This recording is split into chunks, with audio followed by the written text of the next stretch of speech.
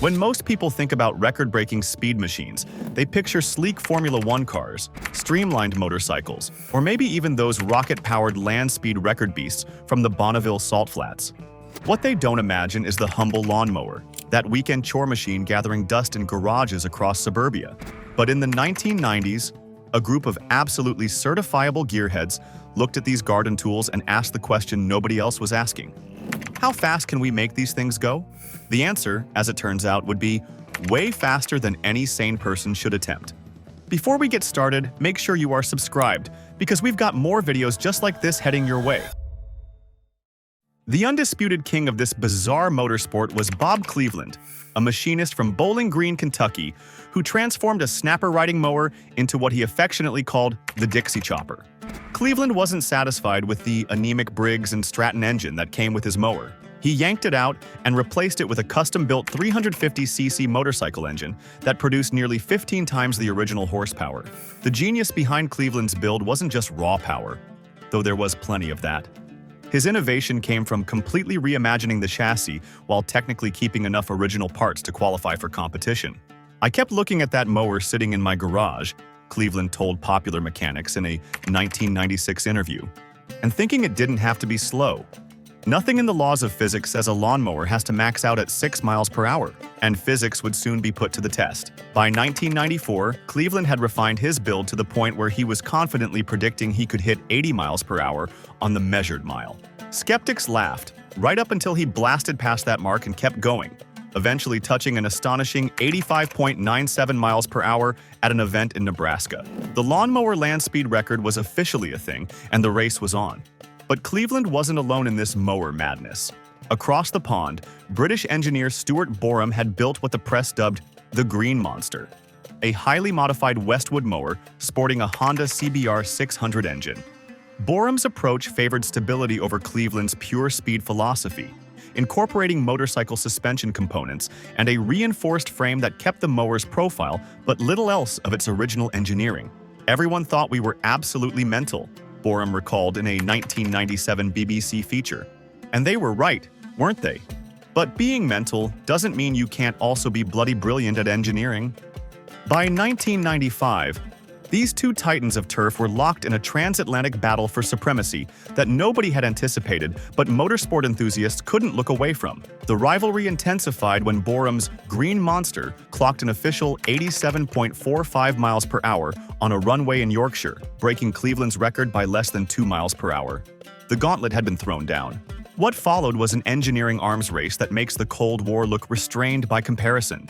Cleveland returned to his workshop and emerged 6 months later with Dixie Chopper 2, now featuring a completely custom frame that technically incorporated the original mower's deck mounting points, just enough to qualify under the increasingly scrutinized rules. The engine was now a modified Kawasaki ZX-9R power plant, pushing nearly 140 horsepower in a machine that weighed less than 400 pounds. The safety considerations were, to put it mildly, an afterthought. Early speed mowers featured little more than a kill switch and the rider's prayer that nothing would go catastrophically wrong at 90+ miles per hour.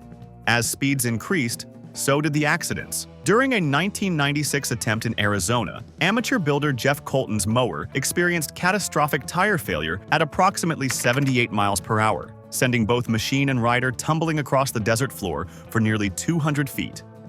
Colton survived with a broken collarbone, 3 fractured ribs, and a new appreciation for proper safety equipment. This incident prompted the newly formed World Lawn Mower Speed Association, WLMSA, to implement stricter safety requirements, including roll cages, fire suppression systems, and proper racing harnesses. These regulations didn't slow the quest for speed. They just made it slightly less likely to be fatal. The most remarkable aspect of this bizarre speed quest wasn't just how fast these machines went, but the fact that they still had to be functional lawnmowers. The rules required that every record attempt vehicle must be capable of actually cutting grass. This led to some truly ingenious solutions, like Cleveland's hydraulically retractable cutting deck that could be lowered for the mandatory grass cutting demonstration, then raised and secured for the speed runs. "We had to cut a 10-foot strip of grass at regulation height," explained Cleveland. "Most people thought that requirement would keep speeds reasonable. They were wrong." By 1997, the speed mower scene had attracted corporate attention. Small engine manufacturer Briggs & Stratton, seeing a marketing opportunity in this grassroots phenomenon, sponsored Cleveland's next build with both cash and engineering expertise. The result was Rapid Grass, a purpose-built speed machine that maintained just enough lawnmower DNA to qualify for record attempts. The corporate involvement raised eyebrows among purists, but it also raised speeds. On September 12, 1998, at the Bonneville Salt Flats, hallowed ground for speed records, Cleveland piloted Rapid Grass to an officially timed 93.7 miles per hour, a record that seemed untouchable. The salt surface provided ideal traction for the specially designed tires, and the long, flat expanse gave Cleveland plenty of room to build speed gradually and safely. But records, as they say, are made to be broken. British team Project Running Blade, led by Don Wales, grandson of land speed record holder Sir Malcolm Campbell, set their sights on being the first to break 100 miles per hour on a lawnmower. Their approach was more science than backyard engineering, utilizing wind tunnel testing and composite materials to create a streamlined machine that bore only a passing resemblance to a conventional mower. "We had to really push the boundaries of what constituted a lawnmower," admitted Wales, "but it could still cut your lawn. It would just do it faster than anything else on the planet." The culmination of this strange saga came in May 1999, when Project Running Blade's carbon fiber creation screamed across a specially prepared runway at RAF Fairford, reaching a peak speed of 100.3 miles per hour. The mythical 100-mile-per-hour barrier had been broken, and a new record was set that would stand for years to come. Media coverage of the achievement ranged from bemused to incredulous. Late-night talk show hosts had a field day with jokes about extreme gardening, while automotive publications grudgingly acknowledged the engineering achievement. The Guinness Book of World Records created a new category specifically for these speed demons, legitimizing what had started as a bizarre hobby.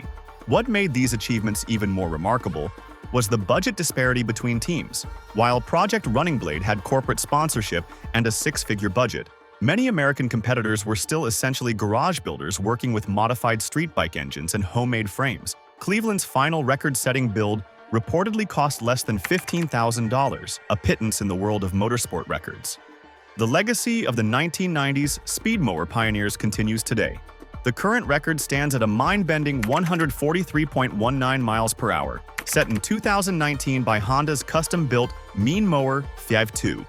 This purpose-built speed machine maintains just enough lawnmower DNA to qualify under the increasingly technical rules, but its engineering owes a debt to those 1990s innovators who first asked, "Why not?" when everyone else was asking, "Why?" Perhaps the most enduring aspect of this strange motorsport subculture is how it democratized speed record attempts.